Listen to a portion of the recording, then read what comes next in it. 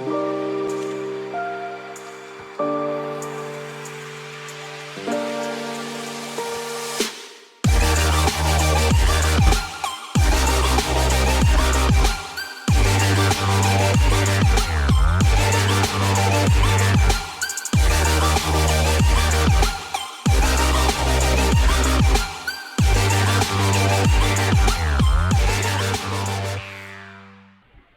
Everyone, आप सभी का इस वीडियो में स्वागत है।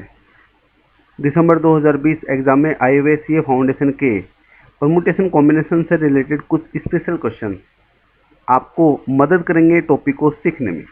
आप समझते हैं इजी मेथड से सभी क्वेश्चन आपको गिवन है। इफ NP4 इक्वल दे रखा है 20 NP2, then find the value of n। तो देखो यहाँ पर हम पहले शॉर्ट मेथड समझेंगे।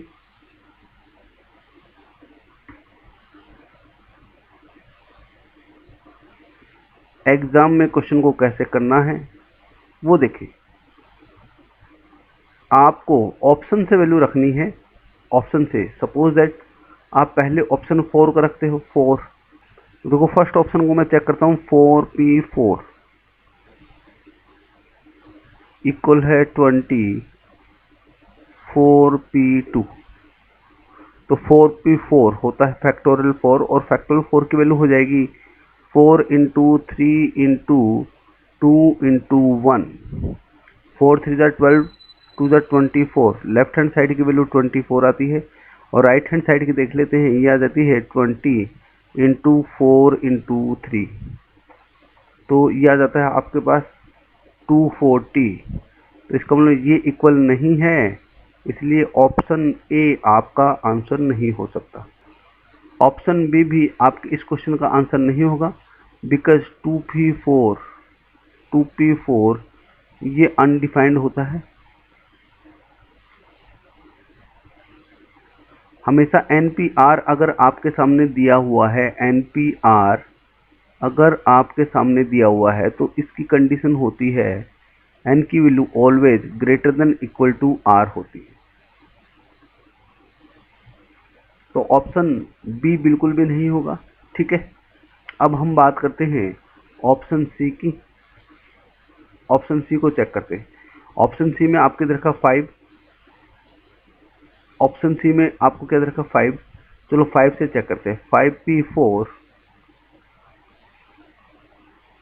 इक्वल है 20 5P2। तो 5P4 की वैल्यू 5 इंटू 4 इंटू 3 इंटू 2, ये वैल्यू आपके सामने आ जाएगी 120। ओके, और इसी तरह से राइट हैंड साइड की वैल्यू आती है 20 इंटू 5 इंटू 4। 5 4 जा 20 इंटू 20 और ये वैल्यू आपके सामने आ जाती है 400। तो ये दोनों भी इक्वल नहीं है, इसलिए हम कह सकते हैं कि ऑप्शन सी भी नहीं है। तो अपने आपको पता लग जाएगा कि ऑप्शन डी इस क्वेश्चन का क्या होगा, राइट आंसर होगा। एक और ऑप्शन डी को और चेक कर लेते हैं। देखें ऑप्शन डी को हम कैसे चेक करते हैं। आपको देखा 7।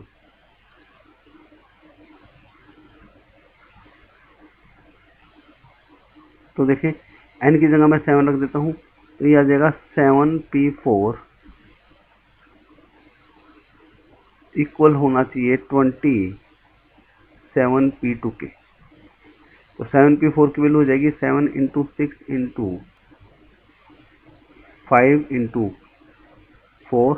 तो ये आ जाएगा 7 6 42 इंटू 20। ओके, ये तो लेफ्ट हैंड साइड हमारे पास आ जाता है। राइट हैंड साइड देखें 20 इंटू 7P2 इन, इसको हम लिख सकते हैं 7P2 को 7 इंटू 6। तो 20 इंटू 7 6 42। आप देखो left hand side right hand side बराबर आ रहा है, इसका मतलब हमारे इस क्वेश्चन का राइट आंसर क्या जाएगा, 7 हो जाएगा। ये इस क्वेश्चन को मैंने शॉर्ट मेथड से बता दिया है आपको। ऑप्शन से आप इजीली चेक कर सकते हो। अब हम डिटेल से समझते हैं। डिटेल से हम इस क्वेश्चन को कैसे करेंगे। देखो NP4 इक्वल है 20 into NP2 factorial n upon factorial n minus 4। 20 into factorial n upon factorial n minus 2।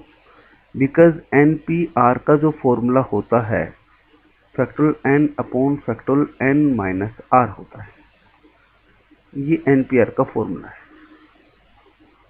ठीक है। तो अब हम देखो यहाँ पर इजीली हम समझ सकते हैं कि फैक्टोरियल एन से फैक्टोरियल एन क्या हो जाएगा, कैंसिल हो जाएगा, ठीक है। अब देखिए यहाँ पर 1 अपॉन फैक्टोरियल एन माइनस 4 को एज इट इज रखते हैं, ये 20, इसमें से पहले n माइनस 2 बाहर ले लेते हैं, फिर n माइनस 3 बाहर ले लेते हैं, एक कम बचता है। जब भी हम फैक्टोरियल में से कोई एक वैल्यू बाहर लेते हैं तो अंदर एक कम बच जाता है। तो n माइनस 3 जब बाहर लेते हैं तो एक कम वैल्यू n माइनस 4 बचेगा, और आप देख रहे हो n माइनस 4 से n माइनस 4 हम इजिली कैंसिल कर सकते हैं, ठीक है।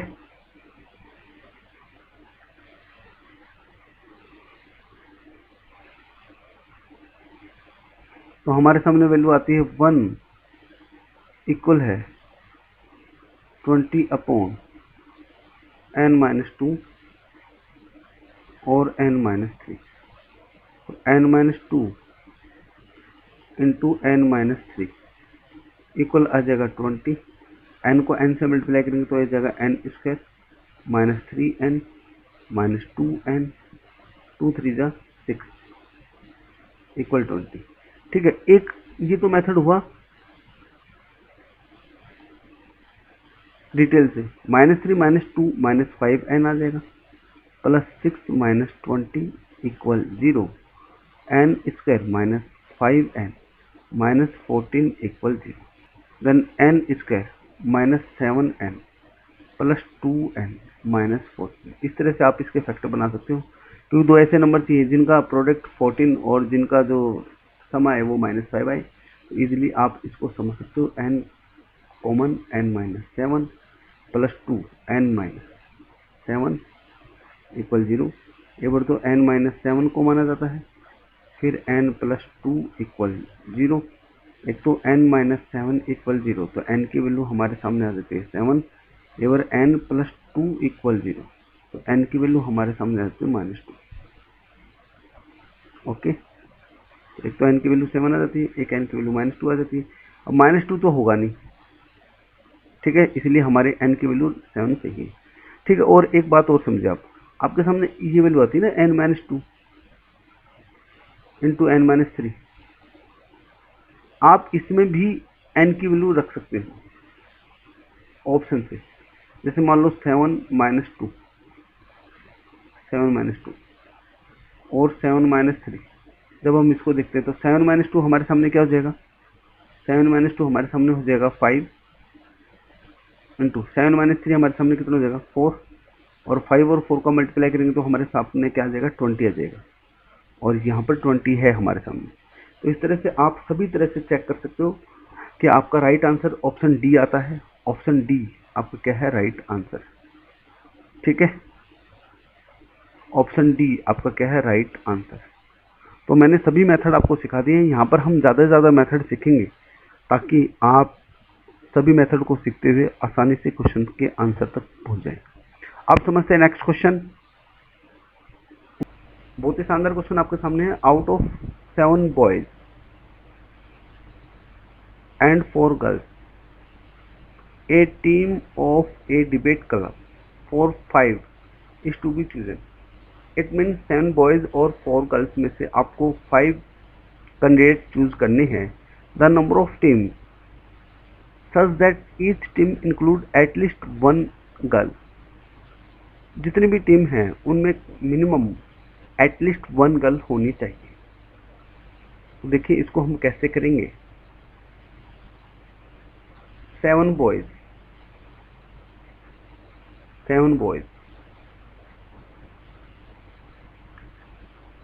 And 4 girls, okay. आपको सिलेक्ट कितना करना है, 5 सिलेक्ट करने हैं। 5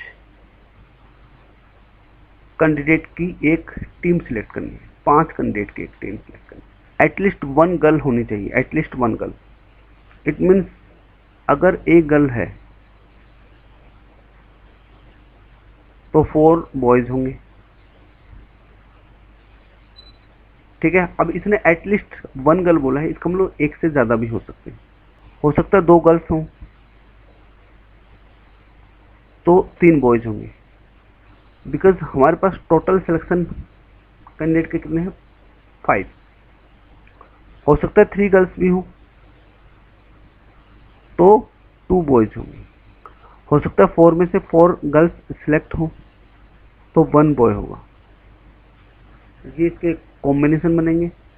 अब इनको करना कैसे है देखिए, यहाँ पर 4 बॉयज सिलेक्ट हैं 7 बॉयज में से, देन ये आ जाएगा 7C4 इंटू 4C1, ओके। और ये आ जाएगा 7C3, सेकंड के लिए आ जाएगा 3 बॉयज सिलेक्ट हैं 7 में से इंटू 4C2।